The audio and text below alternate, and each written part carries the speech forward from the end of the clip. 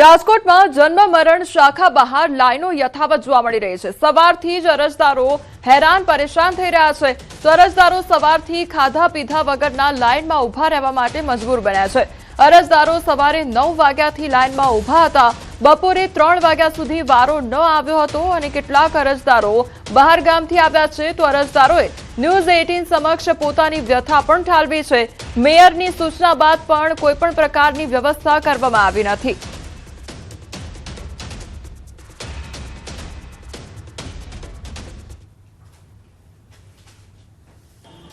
રાજકોટ મહાનગરપાલિકાના જન્મ મરણ શાખા બહારના જે દ્રશ્યો બતાવવા માંગીશ। અત્યારે જે 3 વાગ્યાની આસપાસનો સમય થવા આવ્યો છે, હજુ પણ અહીંયા અરજદારો છે તે બહાર જે નીચે જમીન ઉપર બેઠેલા જોવા મળી રહ્યા છે। હજુ પણ અહીંયા હેરાન થતા હોય એવા દ્રશ્યો સામે આવી રહ્યા છે। અનેક અરજદારો એવા છે કે તે જે છે તે બપોરના સમયે પણ હજુ જમ્યા નથી। બેન, કેટલા વાગે આવ્યા છો અને શું અહીંયા પરિસ્થિતિ? સવારના 9 વાગ્યાથી અહીંયા છીએ પણ હજી સુધી કોઈ વારો આવ્યો નથી। એટલે સરકારને એટલું જ કહેવાનું છે કે ઓનલાઈન ચાલુ કરો, જેથી જે નાની વયના લોકો છે એ ઓનલાઈન પ્રોસેસ કરે અને જે લોકોને નથી થતું એ લોકો અહીંયા આવે તો અહીંયા ટ્રાફિક પણ ઓછો થાય અને આ વાતનું સોલ્યુશન આવે। નહીં, જમ્યા નથી, સવારનો નાસ્તો પણ નથી કર્યો। માધાપર ચોકડી સાઈડથી આવીએ છીએ, એમનેમ જ છે, ભૂખ્યા જ બેઠા છીએ। એ તો ખબર નથી, હું તો આજે ફર્સ્ટ ટાઈમ આવું છું પણ મને લાગે છે કે દરરોજ આવું જ હોય છે એવું બધા કહે છે કે 2-3 ધક્કા એ વાત થાય છે। પૂર અમે નીચે જમીન ઉપર જ બેઠા છીએ। આજે ભૂખ્યા અને તરસ્યા અરજદારો છે તે જે છે એ રાહ જોઈ રહ્યા છે। સવારના 9 વાગ્યાના આવી ગયા છે, 3 વાગ્યા જેટલો સમય થવા આવ્યો છે, હજુ સુધી જે છે તેમને કોઈ સમસ્યાનો સામનો નથી કરવો પડી રહ્યો। જે રીતના અહીંયા અનેક અરજદારો છે તેમને અનેક મુશ્કેલીનો સામનો કરતા હોય છે। ખાસ કરીને જે વ્યવસ્થા હોવી જોઈએ તે વ્યવસ્થાનો અભાવ છે, એટલા માટે જ અરજદારો છે તે ભારે હેરાનગતિનો સામનો કરી રહ્યા છે। જે જગ્યાએ પાર્કિંગ વિસ્તાર છે ત્યાં એ જગ્યાએ અરજદારો બેસી અને રાહ જોવા માટે મજબૂર બની રહ્યા છે।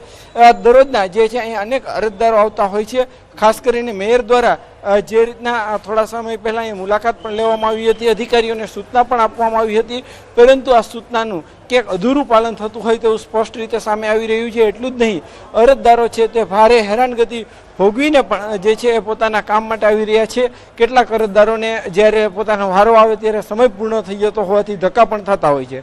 હાર્દિક જોશી, ન્યૂઝ 18 ગુજરાતી, રાજકોટ। સમાચારમાં આગળ વાત કરીશું ચોમાસાના આગમન વિશે।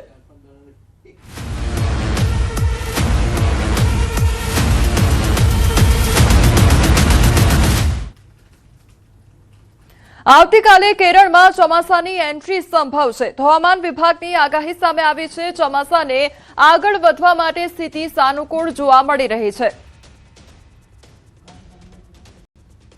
તો હવામાન વિભાગ દ્વારા આગાહી કરવામાં આવી છે અને આગામી 7 દિવસ વરસાદને લઈને આગાહી કરવામાં આવી છે। ત્યારે આવતીકાલે કેરળમાં ચોમાસાની એન્ટ્રી થઈ શકે છે તે પ્રકારની આગાહી હવામાન વિભાગ દ્વારા કરવામાં આવી છે। તો ચોમાસાને આગળ વધવા માટે સ્થિતિ અત્યારે સાનુકૂળ જોવા મળી રહી છે।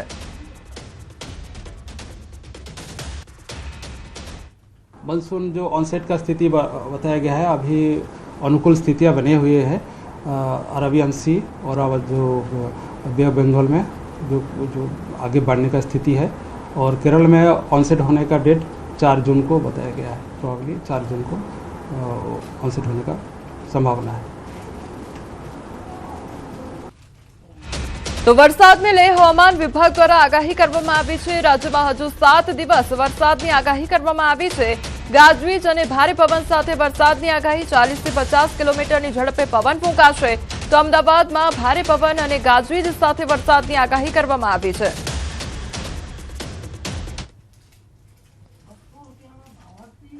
आज का जो फोरकास्ट है 3 से लेकर 9 जून तक, इसमें बरसात का संभावना रहेगा। गुजरात रीजन में अगले 7 दिन और सौराष्ट्र कच्छ में अगले 5 दिन का बरसात होने का संभावना है।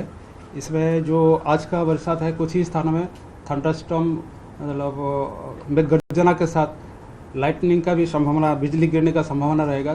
जो स्पीड रहेगा 40 से 50 किलोमीटर प्रति घंटा। कल थोड़ा जो बरसात है थोड़ा कम हो जाएगी। સમગ્ર વિશ્વ માટે ચેતવણી રૂપ સમાચાર સામે આવ્યા છે। અલ નીનોને લઈને વૈશ્વિક હવામાન સંસ્થાનું એલર્ટ જારી કરવામાં આવ્યું છે। હવામાનની અસામાન્ય ઘટનાઓ માટે તૈયાર રહેવા માટે ચેતવણી આપવામાં આવી છે. વિશ્વમાં અતિ વરસાદ, દુષ્કાળ જેવી ઘટનાઓની આશંકા વ્યક્ત કરવામાં આવી છે. વિશ્વમાં તાપમાન પણ અસામાન્ય રહેવાની આશંકા સેવાઈ રહી છે. તો પ્રશાંત મહાસાગરમાં વિકસી રહ્યો છે અલ નીનો તેવું WMO દ્વારા કહેવામાં આવ્યું છે. ત્યારે આવનાર મહિનાઓમાં વૈશ્વિક આબોહવા થશે પ્રભાવિત. ઓગસ્ટ સુધીમાં અલ નીનો બનવાની 80% સંભાવના છે. તો અતિ હીટવેવ, અતિ ભારે વરસાદ જેવી સ્થિતિઓ પણ સર્જાઈ શકે છે. દુનિયા આ અપડેટને અતિ જરૂરી ચેતવણી તરીકે લે તેવું UN દ્વારા કહેવામાં આવ્યું છે. તો સતત ગરમી વચ્ચે અલ નીનોને આગમાં ઘી હોમશે તેવી પણ સ્થિતિ સર્જાઈ શકે છે. અલ નીનોની અસર ગંભીર બનશે તેવી પણ ચેતવણી વ્યક્ત કરવામાં આવી છે.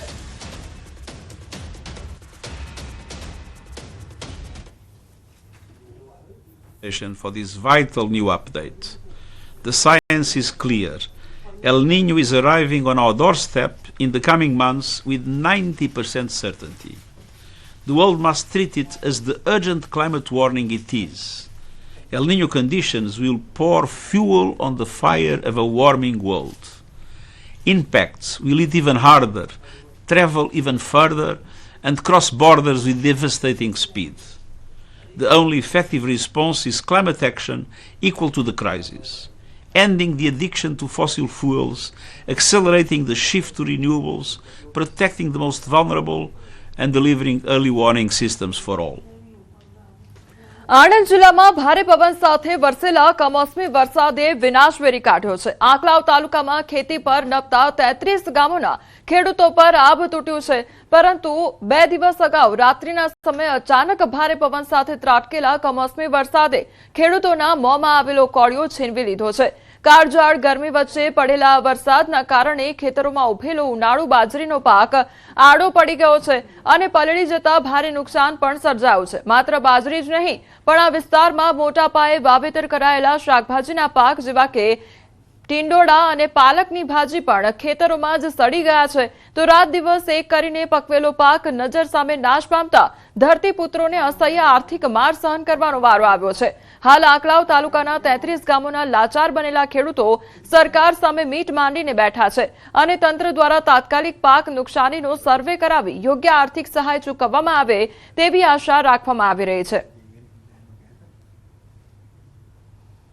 અત્યારે ઉનાળાની સિઝનમાં બાજરી અને શાકભાજી જેમ કે ટીંડોળા એટલે કે ગિલોડા, પાલક જેવી શાકભાજીને જે 2 દિવસ પહેલા વાવાઝોડું અને ફૂલ પવન ફૂંકાયો અને વરસાદ આવ્યો એમાં ખેડૂતોને ખૂબ જ નુકસાન થયું છે. ખેડૂતો